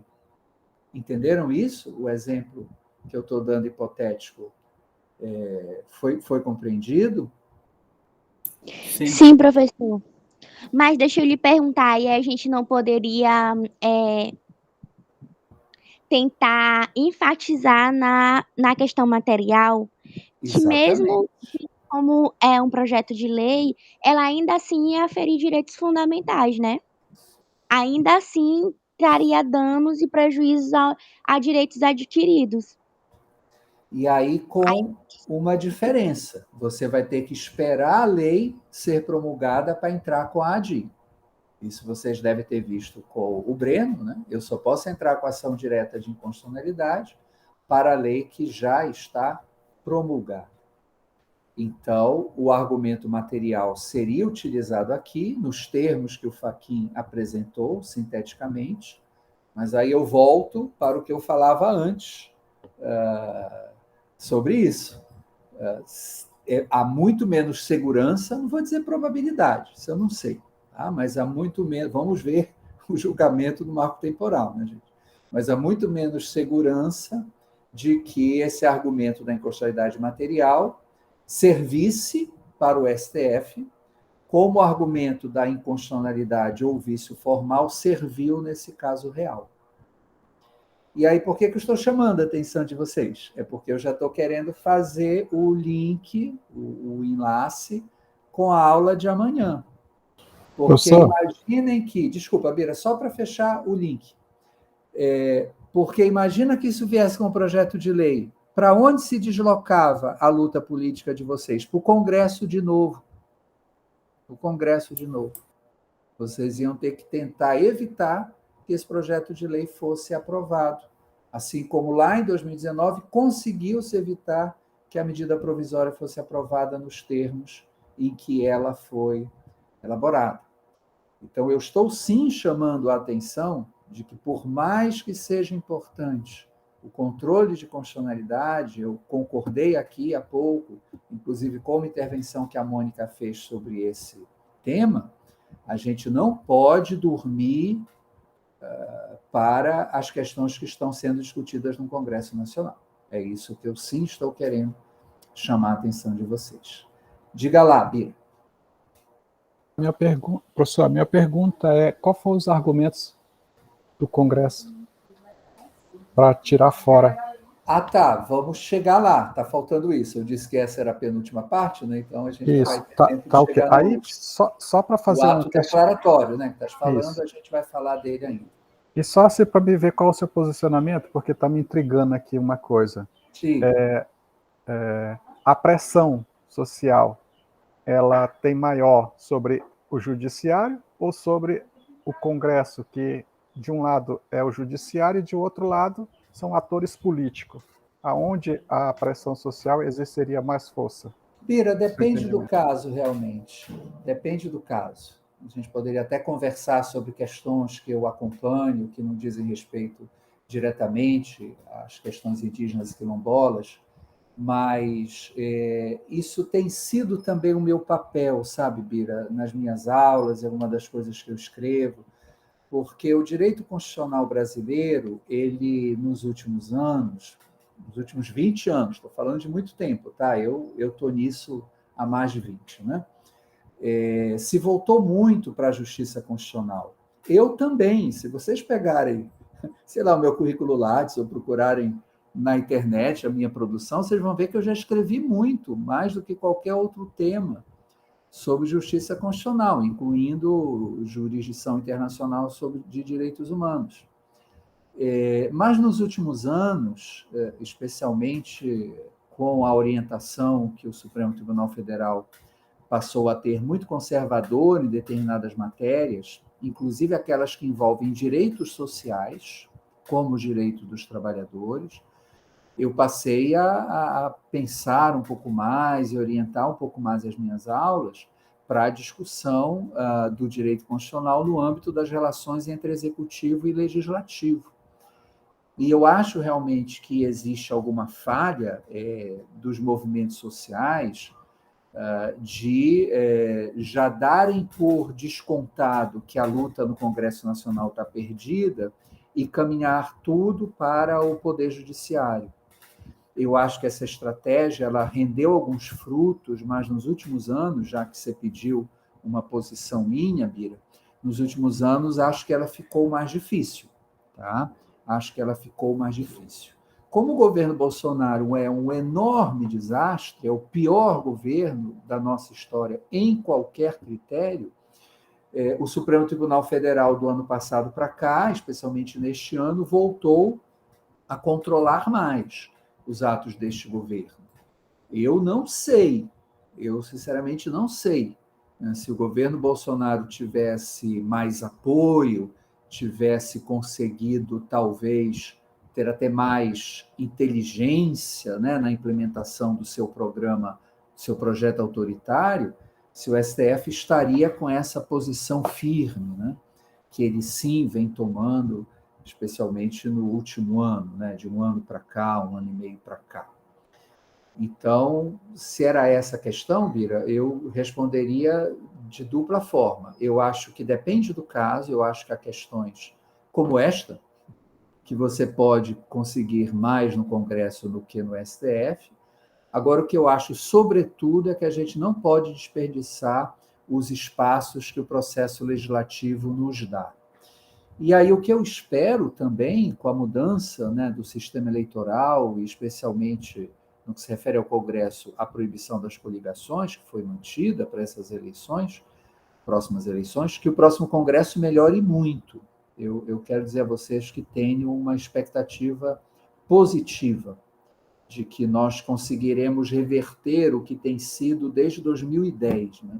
As 3 últimas eleições do Congresso Nacional, e isso são os estudos do DIAP, né, o Departamento Intersindical de Assessoria Parlamentar, demonstram, um Congresso é sempre mais conservador do que o outro. Tem sido assim nas 3 últimas eleições. Eu tenho a expectativa, espero que eu não me erre, os meus amigos brincam que eu sempre faço previsões otimistas que não dão certo, mas, de qualquer forma, né, eu acho que a gente pode reverter isso, né, em 2022, ter um Congresso menos conservador, o que vai fazer com que haja ainda mais razão, né, para encaminhar as nossas demandas e lutar por elas também no Congresso, tentar influenciar mais o processo legislativo com chances de êxito. E aí, claro, se perdemos, o STF está aí para isso, tá? Mas não tenhamos a ilusão de que o STF seja uma corte progressista no Brasil. Nunca é, nunca foi. E demorará muito para ser. Tá? Eu vou me aposentar e o STF ainda não será uma corte progressista como tivemos em outros países, inclusive na América Latina. o exemplo muito conhecido da Colômbia até um tempo atrás. E isso também é algo que nós sempre temos que ter em conta, né? Podem existir ministros progressistas no Supremo, mas mesmo os ministros que são identificados com uma visão progressista do direito não são progressistas em tudo. Então, para dar nomes às pessoas, né? O Fachin é considerado muito progressista em relação aos direitos sociais e aos direitos indígenas, mas ele não tem nada de progressista na jurisprudência criminal, como nós vimos na atuação dele sobre a Lava Jato. O Lewandowski também é um ministro muito progressista em relação às questões de igualdade racial. Ele já não é tão progressista e às vezes é conservador nas questões de igualdade de gênero. Veja as posições do ministro Lewandowski, por exemplo, sobre a questão do aborto. Então, mesmo os ministros que são considerados progressistas podem não ser progressistas naquelas pautas que os movimentos sociais consideram que são. Então, isso são elementos que nós temos sempre que levar em conta. Jovelson, pode falar. Vou só ligar aqui a minha tomada, mas estou te ouvindo. Professor, eu queria, na verdade, voltar só um pouquinho em relação ali tirar uma dúvida ali em relação a... Claro, fique à vontade. Obrigado. O senhor havia dito que houve a declaração de inconstitucionalidade material, né? Não, nesse caso foi formal, tá, Jovelson? Desculpa, isso, formal. E que não poderia não poderia usar o mesmo argumento se fosse apresentado por projeto de lei. Exato. E que poderia ser provocado, o judiciário poderia ser provocado somente após a sua sanção, né? Por meio de ADIM, após a sua promulgação. Provocado por meio de ADIM, tá? De ação direta de constitucionalidade. Tá, em face, tendo em vista essa possibilidade, semana passada, eu, na matéria, na disciplina do Bruno Breno, né? Isso. Eu tinha lido num site jurídico que o Poder Judiciário, excepcionalmente, poderia também exercer o controle preventivo por meio de mandado de segurança. Isso. Aí, então, assim, caberia mandado de segurança somente no caso de inobservância de processo legislativo constitucional, ou poderia já provocar por mandado de segurança as violações de direitos fundamentais? Primeiro, é isso mesmo, tá, Jovelson? Vocês entenderam bem das aulas do Breno, tanto que eu reforcei, eu estava falando dia a dia. Como eu não queria entrar nesse detalhe, né, do mandado de segurança de membro do parlamento, mas vocês já estudaram isso, né? Eu tenho um pouco de dificuldade, apenas para vocês saberem, porque é claro que mesmo quando a gente trabalha junto, não usa necessariamente, né, os mesmos autores, com a expressão controle de constitucionalidade preventivo, né? Eu acho que isso não se aplica, o conceito tá sobre projeto de lei. Mas, né, isso é uma questão para professor de constitucional. Estou apenas falando aqui para justificar porque eu não vou usar essa expressão. Mas você tem toda a razão, tá? O membro do parlamento pode sim, e algumas vezes foi feito com êxito, ingressar com mandado de segurança no Supremo Tribunal Federal. E qual é o objeto do mandado de segurança? Isso é bom vocês lembrarem, devem ter visto com o Breno. É impedir a votação. Qual é o direito líquido e certo que a doutrina e a jurisprudência construíram aqui? O direito líquido e certo do membro do parlamento não votar uma proposta inconstitucional. Então, em princípio, Jovelson, respondendo à sua pergunta, isso poderia servir tanto para a inconstitucionalidade formal quanto para a inconstitucionalidade material. O que acontece é que a possibilidade de êxito desse mandado de segurança diz muito mais respeito à inconstitucionalidade formal. A isso que nós estamos discutindo aqui. Então, qual é o mandado de segurança com argumento forte? Que membros do parlamento podem obter uma liminar, até mesmo monocrática, né? O Fux uma vez fez isso, para suspender uma votação no Congresso Nacional. É quando houver um desrespeito às normas do processo legislativo. Então, esse campo do mandado de segurança é mais um onde as normas constitucionais do processo legislativo são importantes. Agora, vejam, isso também é um campo de atuação muito limitado, né, gente? Esses mandados de segurança são feitos pelas assessorias jurídicas, né, dos partidos no Congresso, né? Então, talvez vocês não tenham oportunidade no plano federal, eu digo, né, de entrar com esse tipo de ação, porque esse mandado de segurança é dos membros do parlamento, tá? Não somos nós, cidadãos, que temos o direito a que algo não seja votado, tá? Não foi assim que se construiu, como vocês tiveram oportunidade de estudar com o Breno. Era Professor, essa a dúvida, Jovelson? sim, e eu gostaria de pontuar aqui também que, na verdade, o Breno, eu não sei se eu não peguei a parte ou não, mas eu lembro que ele não tratou especificamente do mandado de segurança e do controle preventivo. Eu li em relação a isso quando estava pesquisando em outra hora, não sendo na aula. Tá. Uhum. Aí eu acabei meio que assimilando ali, né, os conteúdos. Mas não que a gente estudou o mandado de segurança Com esse fim, com esse objeto, né? Exato. Mas uma coisa que eu peguei foi de que quem tem legitimidade seria o parlamento, né? Como o senhor ressaltou O agora. membro do parlamento, só ele. Um Isso. deputado, um senador ou um conjunto, né? Agora, Jovelson, eu vi tanto o material do Girógono quanto do Breno, quando eu estava preparando no final de semana, na semana passada, as aulas de vocês. E eu vi material do Breno sobre isso, tá? Então, pode ser que ele não tenha falado, mas dá uma olhada lá. Eu tenho certeza que eu vi no material que foi disponibilizado para vocês pelo Breno. Então, pode dar uma olhada lá, que tu também vais encontrar informação, tá? Pode ser que não tenha tido oportunidade de falar por causa do tempo, ou apenas foi um material adicional que ele deixou para vocês. Na verdade foi por mais em relação a tempo mesmo, que inclusive ele deixou bem claro isso, que tinha mais coisa, mas infelizmente não foi suficiente. E o Mas Breno é um grande especialista, né, gente? Embora jovem, não tem nem 40 anos, mas ele conhece muito dessa matéria. Então, ele sabe os detalhes. Aí, umas 15 horas, uma semana é pouco. Sim.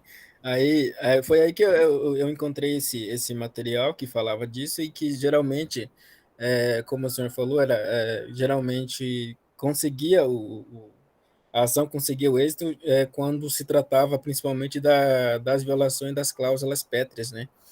Então, isso geralmente, a resposta positiva, a chance de ter uma resposta positiva era maior. Mas a minha dúvida foi sanada. Muito obrigado. Mas aí, Jovelson, aí eu tenho um pouco de dúvida, né? Porque a questão das cláusulas pétreas é a inconstitucionalidade material. E dos casos que eu conheço, posso estar um pouco desatualizado, tá, gente? Eu tenho estudado menos nos últimos anos a jurisprudência do Supremo e acabei, inclusive, de justificar para vocês o porquê. Mas os casos que eu recordo são mais de respeito às regras do processo legislativo. Cláusulas pétreas seria em constitucionalidade material, acho um pouco mais difícil que uma liminar suspenda um mandado de segurança como esse. Claro que existiriam exemplos simples, casos simples. Por exemplo, isso ocorria realmente, mas nunca foi para frente, a proposta de plebiscito para estabelecer a pena de morte no Brasil, né?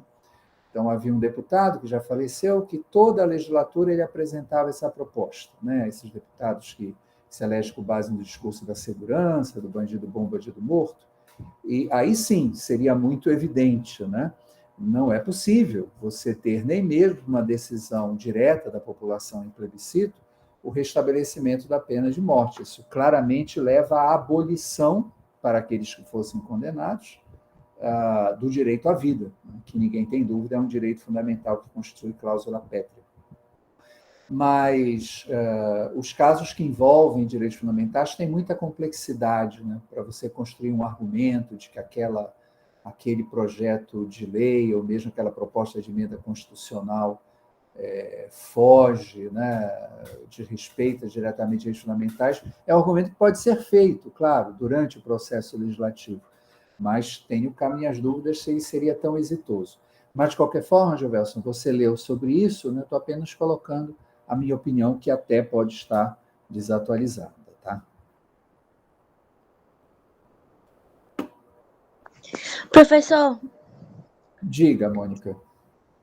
foi uma dúvida que surgiu durante a fala do Jovelson. Aí o senhor falou que poderia existir a possibilidade dessa medida provisória vir como um projeto de lei, né? Aí também Claro. falou que só caberia... Isto não está vedado, tá, gente? A vedação do parágrafo 10 é outra medida provisória. Nada impede que o presidente mande um projeto de lei com aquele conteúdo. Aí, se isso acontecer, durante a tramitação do projeto de lei, qual o mecanismo que a gente pode recorrer para que ela paralise? Por exemplo, existe essa possibilidade do mandado de segurança que o senhor falou, para que não seja votada, mas só no âmbito do quando o autor é um próprio parlamentar, né? Mas enquanto sociedade civil, tem algum mecanismo que evite o andamento desse projeto de lei? Não.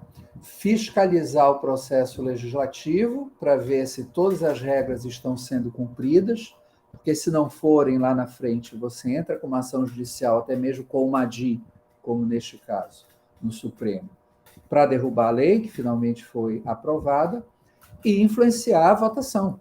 Isso a gente vai discutir amanhã, tá, gente? Amanhã a gente não vai falar do Supremo.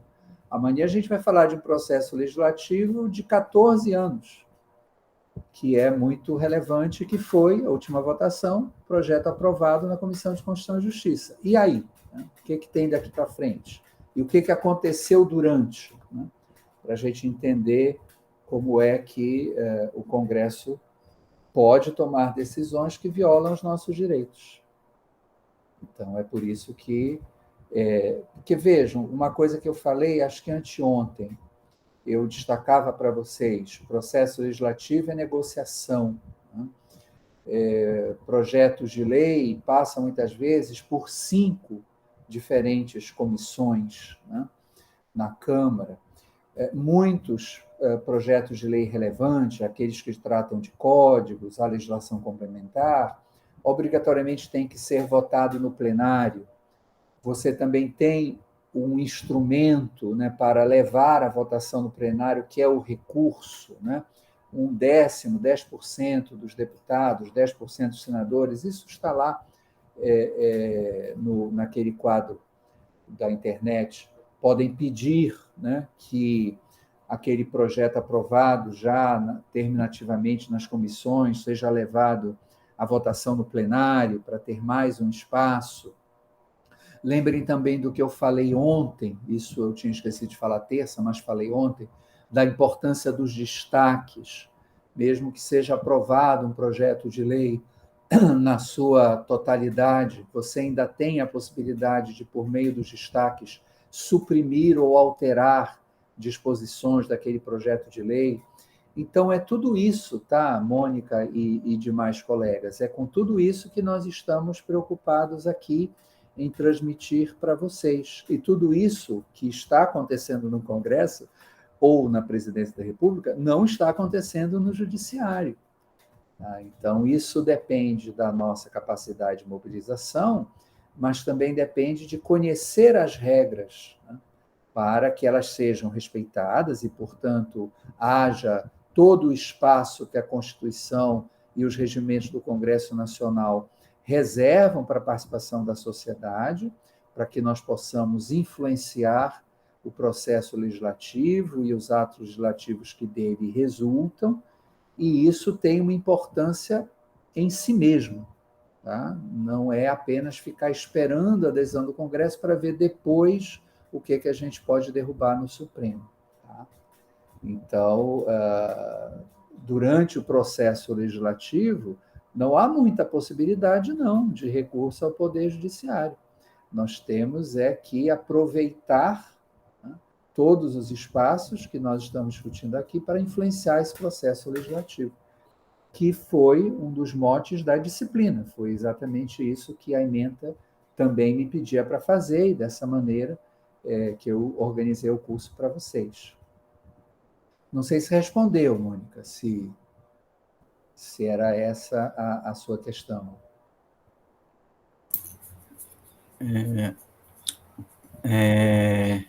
Então, assim, fazendo uma leitura geral, né, percebe-se que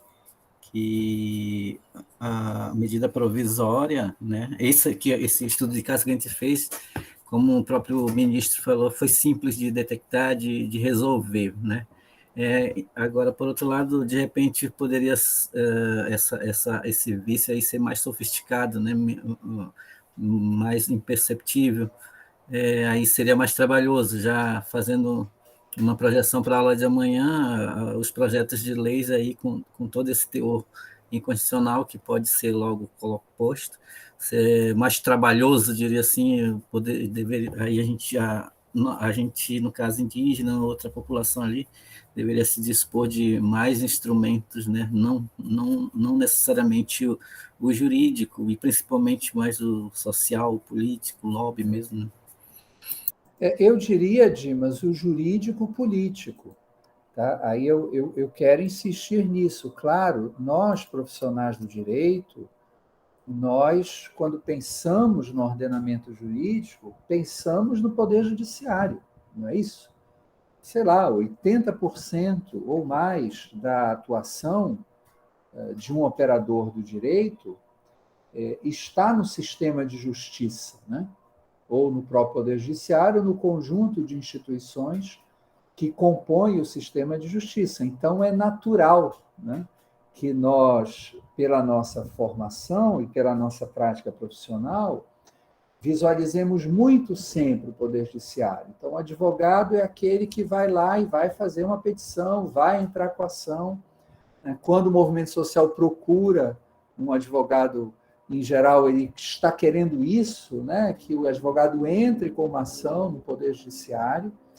Mas o que eu estou trazendo aqui para vocês, a partir da ideia, né, do curso de formação que me foi passada, é que nós valorizemos um outro campo de atuação do profissional do direito, do advogado popular, que está no processo legislativo, que está no Congresso Nacional, ou na Assembleia Legislativa, ou nas câmaras de vereadores.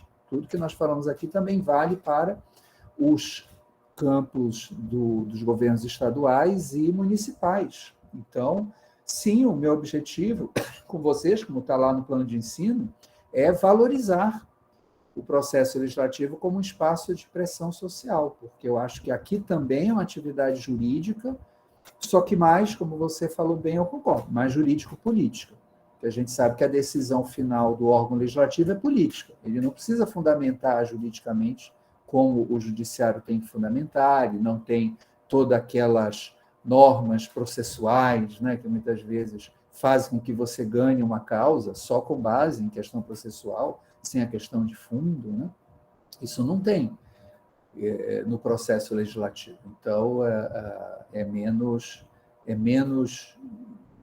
juridiquês, é menos legalês, né? A questão política aparece mais. Mas ela também é jurídica, porque você só pode atuar nessa área se você compreende as regras constitucionais que estão lá, né? Que foi exatamente o nosso objeto aqui. Mas amanhã, tanto por isso que eu coloquei a medida provisória hoje, e amanhã é o projeto de lei, porque, além desse caso ser mais simples, mas que deu uma boa discussão, né? Eu agradeço desde já a todos vocês, a discussão para mim foi muito boa. Mas porque nós entramos aqui no STF, mas, para terminar rapidinho, que já são 5:50, só lembrando para vocês que, mesmo que o STF não tivesse aparecido na história, o Congresso Nacional teria resolvido a questão.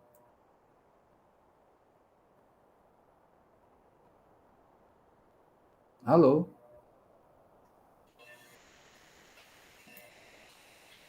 Alô, vocês estão me ouvindo? Não ouvindo sempre. Sim, professor. Estão ouvindo, mas eu estou congelado, né? Cada coisa que acontece.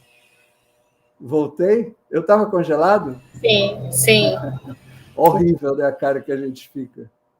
Mas vamos lá, eu estava tentando colocar aqui o ato declaratório, mas vocês têm, se eu não conseguir, não tem problema. Deixa só eu tentar mais uma vez. Olha, ele até saiu já daqui. Ah, apareceu de novo. Não, não vai aparecer. Vocês estão me ouvindo, né? Sim, professor. Tá, então vejam aí o ato declaratório para vocês lembrarem do seguinte, eu pedi também para vocês lerem. Não existia, salvo engano, tinha tido um caso antes do Bolsonaro de devolução de medida provisória. Mas já agora no Bolsonaro, esse caso da MP 886 é o terceiro ou quarto. Acho que essa informação vocês têm também naquele site do Poder 360. Então vejam mais uma vez, gente, a pressão social funcionando no Congresso. Então imaginem que o STF não tivesse recebido a DIN, ou que o STF não tivesse julgado a DIN da maneira que ele julgou. Na verdade, ele julgou depois, como vocês veem mencionado nos votos, da edição desse ato declaratório, e o próprio Congresso Nacional teria resolvido a questão. Então, vejam aí, baseando-se no mesmo parágrafo 10 do artigo 62, é até interessante nesse termo, considera não escritas, né? Isso não tem muita técnica, né, gente? Porque o que acontece aqui? A medida provisória 886 não tratava só de demarcação de terras indígenas, vocês podem ver lá. E aí não era o caso, como foi da medida provisória já lembrada aqui, do Marco Civil da Internet, a medida provisória em que o Bolsonaro tentou facilitar a propagação de fake news pela internet, não era o caso de devolver integralmente a medida provisória, tá? Como aconteceu no caso da internet recente. Aqui era apenas aqueles 3 dispositivos que tentavam reeditar aquilo que o STF, que o Congresso Nacional tinha recusado na primeira MP, na MP de janeiro, a 870, de janeiro de 2019. Então, o que o Congresso Nacional fez é como se ele tivesse devolvido uma parte, né, da MP, o restante continuou no processo legislativo. Aí ele usa essa expressão, que realmente não tem técnica nenhuma, né? Considera não escritas, né, as alterações e declara a perda de eficácia da referida norma.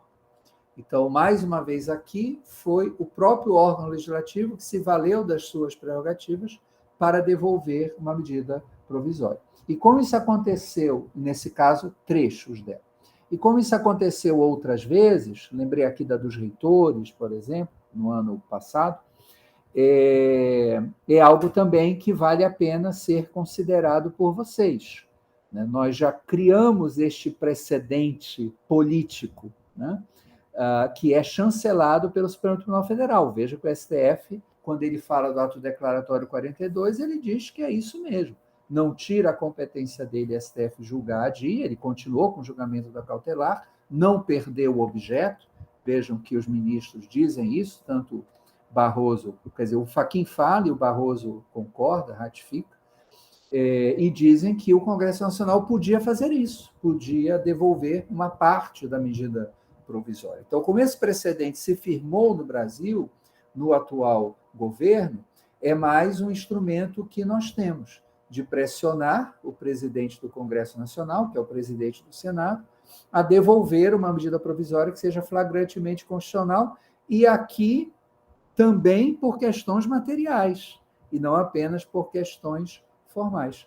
E essa pressão social, acabamos de ter um exemplo, neste mês de setembro, que hoje acaba, foi devolvida a medida provisória que alterava o Marco Civil da Internet. E se vocês pegarem o parecer do Senado Federal, está disponível na rede, o parecer do Senado Federal que subsidiou essa devolução na íntegra pelo presidente do Congresso, vocês verão que existem também argumentos de inconstitucionalidade material. Então, mais um item aqui para vocês guardarem, tá? Essa possibilidade de devolução de medida provisória por inconstitucionalidade, seja formal, como este caso que nós estamos vendo, seja material, porque também é possível. Tudo bem? Está bem por hoje, né, gente? São quase 6 horas, vocês devem estar cansados. E aí, o que é que eu quero que vocês façam amanhã? Amanhã vai ser uma leitura mais chata, gente, se vocês ainda não leram, mas eu peço que vocês tenham paciência, porque nós precisamos estudar também. Leiam o parecer todo, tá? Da Comissão de Constituição e Justiça, que está lá no nosso material. Leiam também o projeto originário, tá? Eu coloquei o projeto originário 470, né? Se eu não me engano, 490, que é de 2007. Vejam como muda, tá? Vejam que o projeto originário era muito pequeno, restrito. Veja como agora ele promove ou pretende promover uma grande alteração no direito brasileiro. E no nossa lista de materiais tem um link, tá? Vocês já devem ter visto, que vai para o site da Câmara dos Deputados, exatamente para vocês verem toda a tramitação desse projeto de lei. Então, vocês têm um pouquinho mais de trabalho para amanhã, tá? Além de ler o parecer na íntegra da CCJ, da Câmara, eu quero que vocês entrem lá no link que eu forneci, na página da Câmara dos Deputados, e vejam toda a tramitação que esse projeto de lei teve. E aí, amanhã, a gente vai entrar nesse link juntos, e eu vou destacando para vocês alguns itens, para vocês fixarem melhor, tá, a nossa discussão aqui sobre processo legislativo de lei, e aí depois a gente faz uma análise desse parecer da CCJ, para discutir um pouco mais o que a gente pode fazer nesse momento do processo legislativo. Tá bem? Tem alguma dúvida para amanhã? Então, joia, obrigado. Nos encontramos amanhã para encerrar. Até mais. Até mais, professor. Boa noite a Obrigada, todos. professor. Até amanhã. Tchau, turma. Até amanhã.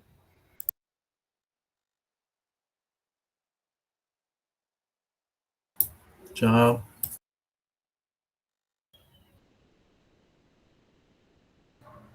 Tamires, Oi, Abimael.